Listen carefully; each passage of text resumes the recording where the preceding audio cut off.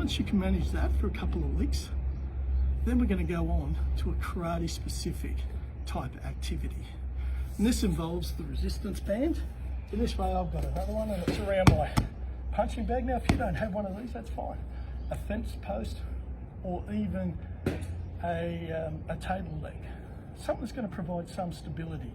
So don't pick a small chair that's going to get dragged. And we're just going to place our leg inside. And we're going to get into our Zenkutsudachi, our long fighting stance. Okay, with our hip square and our knee on. So we want that knee, remember it's slightly forward, over the top of the knee. We want it to maintain that control. But that seemed quite easy. I can do that, but now the problem occurs when we start doing other activities. So in this situation, we're just going to go through our basics with our blocks, with our Khion, in a static position.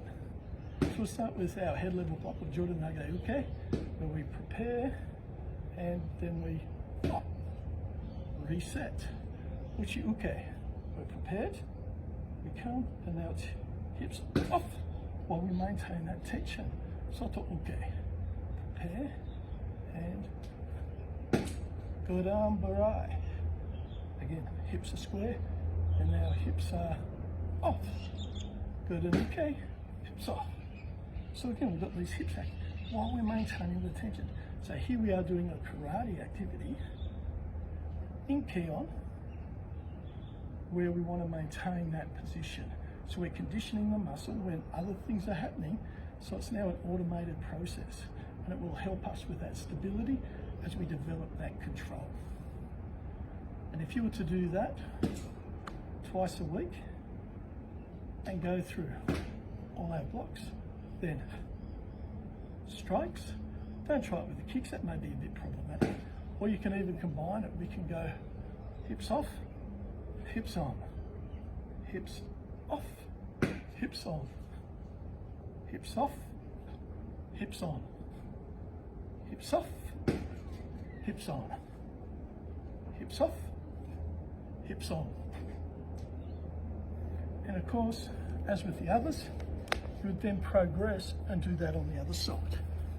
Now, like most things, the more you train this, the more times you complete it, the better the control and the endurance or the conditioning of the gluteus medius.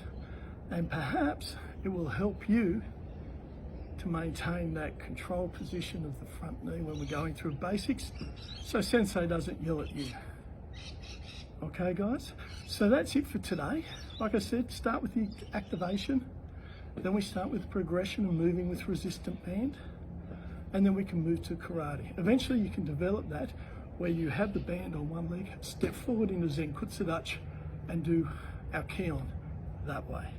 And that will help with turning on the muscle, keeping it active whilst we're moving and building its condition so it doesn't fatigue. Well, that's all for today's strength and conditioning video on knee control. I'll put out a few more over the next few days or possibly weeks with this lockdown in Sydney. If you're wondering why I'm wearing a beanie, let's face it, in Sydney it's middle of winter here and it's real tough when it's about 20 degrees. So why am I wearing a beanie? Because it's lockdown haircut. We've got to keep that hidden from everyone. All right guys, but we'll see you next time. Don't forget the online dojo, get onto that, make it sure you're activating or accessing that. And don't forget our Zoom classes, 4 o'clock every afternoon and then 7 o'clock. So we'll see you in the online dojo, at the Zoom classes, and hopefully maybe my next video.